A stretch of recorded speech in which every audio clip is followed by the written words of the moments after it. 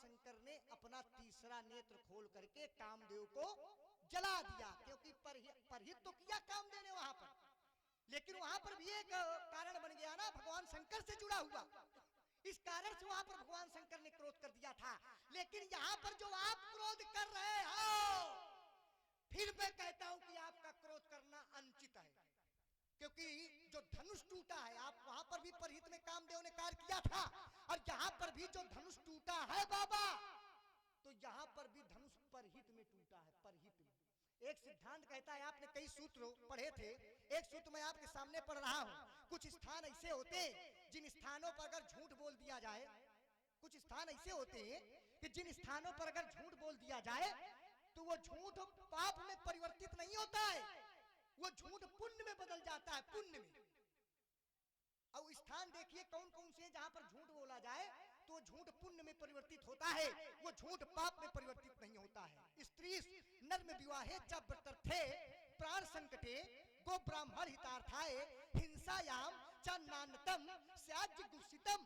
स्त्री प्रथम स्थान कौन सा है जहां पर झूठ बोल दिया जाए तो वो झूठ पुण्य में परिवर्तित हो जाता है, वहां पर पाप नहीं पड़ता। प्रथम स्थान स्त्री। अगर अपनी स्त्री को प्रसन्न करना है, दादा सुन लो, अगर दाई का प्रसन्न करे का हो तो चाहे जितने झूठ बोल दो, इनके तो स्त्री स्त्री है नहीं, तो ये कहा जाने कैसे प्रसन्न किया जाना चाहिए, कैसे न करना चाहिए, ये कहा जाने स्त्री स्त्री वाला भाव। लेकिन जिनके जीवन में है उनके लिए बता रहा हूं, स्त्री अगर अपनी पत्नी को प्रसन्न करना है तो पत्नी को प्रसन्न करने में अगर हजारों प्रकार के झूठ बोलना पड़ जाए तो बोल दे, मान ले कि पुण्यमय परिवर्तित हो रहा है। लेकिन पत्नी का दायित्व नहीं है कि पति से झूठ बोले। एक बार इनकी अम्मा झूठ बोल गई रहा है। देखो दोनों बातें हैं, पति का तो दायित्व बनता है कि पत्नी से झूठ बोल जाए, लेकिन पत्नी का दायित्व नहीं बनता है कि पति से झूठ बोले। एक बार माता सती थी, भगवान शंकर से झूठ बोल गई।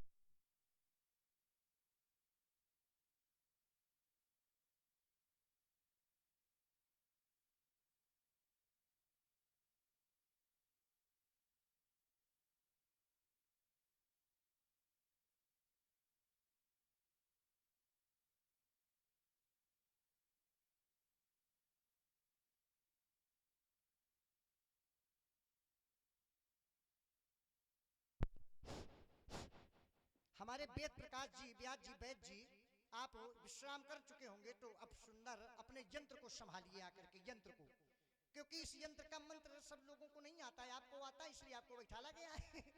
तो इस यंत्र का प्रयोग आप करके आइए, अपने इस यंत्र का प्रयोग कीजिए। तो कहने का तात्पर्य था कि पहला स्थान है स्त्री को प्रसन्न करने में झूठ बोलने वाला।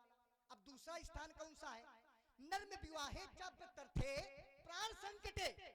कई स्थान है, अगर कहीं पर अपने प्राण संकट में फंसे हुए हैं, और यदि प्राण संकट में फंसे हैं और वहां पर भी अगर झूठ बोला जाए तो वो झूठ भी पुण्य में परिवर्तित हो जाता है। गो ब्राह्मण हितार्थाय, गो ब्राह्मण हितार्थाय। अगर कहीं पर गाय और ब्राह्मण की रक्षा हो रही हो, और गाय और ब्राह्मण की रक्षा के लिए अगर झूठ बोला जाए तो वो झूठ भी पुण्य में परिवर्तित हो जाता है, वहां पर पाप नहीं पड़ा करता है। और सबसे बड़ा झूठ बताए दे रहा हूं, सबसे बड़ा झूठ, अगर अपनी बिटिया का विवाह हुई रहा हो, अब समझो पहले आप, क्योंकि इन सब आप यहां से निकले, इस यहां से आपने यात्रा नहीं किया ना, इसलिए आप नहीं जानते। अगर कन्या का पारी गहन संस्कार हो रहा हो, और कन्या के पारी गहन संस्कार में चाहे जितने प्रकार के भी झूठ बोलना पड़ जाए, लोग झूठ बोल भी देते हैं, लोग झूठ बोल भी देते हैं, तो वो झूठ भी पुण्य में परिवर्तित हो जाता है, वहां पर पाप नहीं पड़ता है। अब बाबा यहाँ पर भी कन्या का पारी गहन संस्कार हो रहा है, कन्या का पारी गहन संस्कार हो रहा है। और जिस कन्या का पारी गहन संस्कार हो रहा है वो कन्या कोई साधारण कन्या नहीं है, उनको साधारण कन्या मत समझना। लोग साधारण कन्या के कारण झूठ बोल जाते हैं, लेकिन जिस कन्या का विवाह हो रहा है वो कन्या कौन सी है? राजा जनक जी की पुत्री तो है, लेकिन वो सारे संसार की माता है, माता सारे संसार की वो माता है।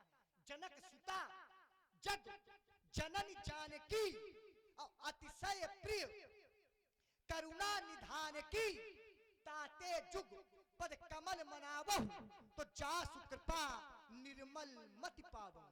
तो आज कन्या के विवाह के कारण ये धनुष टूटा है। तोड़ने वाले ने कोई अनुचित नहीं किया, तोड़ने वाले ने धनुष का खंडन करके महात्मा परशुराम जी महर्दधीज जी को परम पद दे दिया है, परम पद। क्योंकि महर्दधीज जी के जो प्राण थे वो धनुष के मध्य भाग में स्थित थे। और तोड़ने वाले ने जिस समय धनुष को मध्य भाग से तोड़ा तो महर्दधीज जी को तोड़ने वाले ने परम पद दे दिया। अब परम पद पाया कहा जाता है, तो परम पद वही पाया जाता है जहां ना ही सूर्य का प्रकाश है, ना ही चंद्रमा की शीतलता है, ना ही जल है, ना ही वायु है, कुछ नहीं है वहां पर। न तद्भासयते सूर्यो न शशांको न पावका यद्य गत्वा निवर्तन्ते तद धाम परमम मम। जानकी का पाणी गहन संस्कार है। और जानकी जी के पाणी गहन संस्कार में आपने कहा कि जिस समय दक्ष ने यज्ञ किया था तो दक्ष के यज्ञ में, चलिए ठीक है, ज्यादा फिर अति हो रही है ना। हाँ, छोटी बात रखी जाए। थोड़ा चलो, थोड़ा थोड़ा लक्ष्मण ने कहा कि पंडित जी देखो, हम तुम कह रहे हो तुम्हारा मानसिक संतुलन खराब है, हमें लगता है तुम्हारा खराब है। सही बताओ। सही बता रहे हैं। देखो, एक तरफ तो कह रहा है कि वो कन्या का यहाँ विवाह हो रहा है और दूसरी तरफ बोले जगत की माता है। तो बताओ, अम्मा का ब्याह हुई रहो कि कन्या का ब्याह हुई रहो? एक बात बताओ, काहे अगर अम्मा मान रहे हो तो अम्मा का ब्याह थोड़ो हुई रहो, ब्याह कन्या का हुई रहो। काहे बैठ, एक बात कहो, एक नाव में पैर रखो। चलिए, यात्रा जहां से तुमने प्रारंभ की थी, लक्ष्मण ने कहा कि पंडित जी एक मंत्र होता है, मंत्र, और जब तक मंत्र का बोध नहीं होगा, मंत्र का ज्ञान नहीं होगा, तब तक यंत्र चलता नहीं है। तो तोड़ने वाले को मंत्र मिला है? ईमानदारी से बताओ व्यास जी, मंत्र है, ध्यान देना जरा। देखो, इनके प्रयोग को हम सिद्ध कर रहे हैं। मंत्र है, आपको मंत्र आता है इस हारमोनियम बजाने का, तो आपसे हारमोनियम बजेगी, और यदि ना आता होता तो हारमोनियम टूटेगी लेकिन बजेगी नहीं। तो धनुष तोड़ने वाले को यदि मंत्र आता होता तो धनुष उठता, चलता, चढ़ता, लेकिन टूटता नहीं। इसका मतलब है कि उसको मंत्र आता ही नहीं। क्यों भाई? मंत्र आने वाले से वस्तु बिगड़ती नहीं है। यदि तुम्हें बजाना आता है तो हारमोनियम बजेगी लेकिन बिगड़ेगी नहीं, और जिसको बजाना नहीं आता है उससे बजेगी कम, बिगड़ेगी ज्यादा। तो यहाँ धनुष बिगड़ा है, तो इसका मतलब है कि धनुष तोड़ने वाले को मंत्र आता ही नहीं। तुम्हारी बात तो यहीं से बिगड़ गई। क्यों? यदि मंत्र मिला होता उसको तो फिर धनुष टूटता थोड़ी, फिर धनुष बिगड़ता थोड़ा, फिर तो धनुष चलता। और देखिए, लक्ष्मण ने कहा कि पंडित जी धनुष तोड़ने वाले ने अपनी इच्छा से तोड़ा है, धनुष तोड़ा है, अपनी इच्छा से धनुष नहीं तोड़ा है। उसको तो किसी ने कहा है, किसी ने आज्ञा दी है।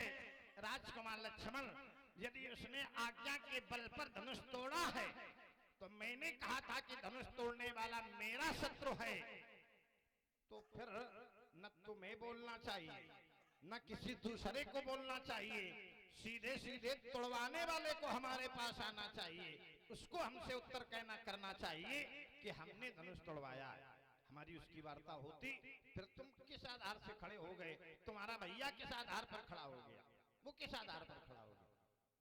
भाई, जब तोड़ने वाला अपराधी नहीं है, तोड़वाने वाला अपराधी है, तो फिर बोलने का अधिकार भी उसी तोड़वाने वाले को होना चाहिए, न तुम्हें होना चाहिए न तुम्हारे भैया को होना चाहिए।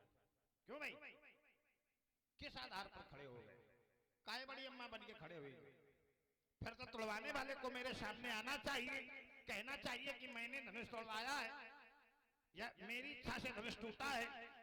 पहली बात। दूसरी बात, देखो इसी में मैं विचार कर रहा हूं, क्या वास्तव में उसने गुरु आज्ञा का पालन किया है? क्या वास्तव में उसने गुरु आज्ञा का पालन किया? काहे भाई, आज्ञा में विचार नहीं किया जाता है, आज्ञा पाने के बाद फिर उसमें शत्रु मित्र का भाव नहीं होता है। यदि गुरु जी की आज्ञा है कि तुम्हें ऐसा करना है तो करने वाले को केवल केवल करना है, न शत्रु बनाना है न मित्र बनाना है। लेकिन धनुष तोड़ने वाले ने जब धनुष को तोड़ा है तो धनुष से अपना संबंध जोड़ करके धनुष को तोड़ा। बोले सिंह बिलो की ये सिंह बिलो की तक्यो धनो कैसे अचितव गरुण लघु प्याल जैसे। जैसे गरुण पक्षी छोटे से सर्प को देखता है, तो गरुण सर्प को देखता है तो माने गरुण और सांप की शत्रुता है, शत्रु की दृष्टि से देखता है। और धनुष तोड़ने वाले ने धनुष को देखा तो शत्रु की दृष्टि से देखा है, उसने शत्रु बना करके धनुष को तोड़ा है, ना कि गुरु आज्ञा से तोड़ा है। आज्ञा मिली थी तो वो गुरु आज्ञा में जाता, धनुष तोड़ देता, फिर गुरु जी के पास चला आता। तो ऐसा तो उसने किया नहीं, धनुष को उसने पहले अपना शत्रु बना लिया है। तो शत्रु मित्र बनाने की तो आज्ञा उसको दी नहीं गई थी, तो उसने केवल आज्ञा का पालन भी नहीं किया है, उसने शत्रु मित्र का व्यवहार बनाया है। धनुष तोड़ने वाले ने धनुष को शत्रु बनाया है, तो मैंने धनुष तोड़ने वाले को शत्रु बनाया है। इस आधार पर मैंने उसको शत्रु बना लिया। और देखिए लक्ष्मण ने कहा कि धनुष भी परहित में तोड़ा गया। ईमानदारी से इतने लोग बैठो, ईमानदारी से बताना, धनुष तोड़ने वाले ने धनुष तोड़ करके परहित किया है कि निज हित किया? हित किसका हुआ है? अच्छा ये बताओ, धनुष तोड़ने वाले ने, और धनुष तोड़ने से जो लाभ मिलना था वो लाभ तोड़ने वाले को मिला है कि किसी दूसरे को मिला? बियाह की ख्याल बा धनुष तोड़ने वाले कर कि दूसरे क्या? तो यह परहित है, यह परहित है। तो उसने परहित किया है कि अपना हित किया? ऐसा परहित होता क्यों भाई? तुम उन लोग थोड़ा बताओ, उसने धनुष तोड़ करके अपना हित किया है कि किसी दूसरे का हित किया है? अपना हित उसने किया है, परहित नहीं किया है, इसको परहित नहीं कहते।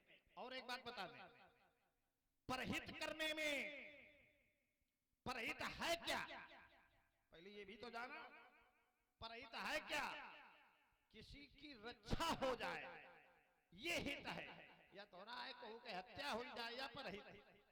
हत्या करके परहित नहीं की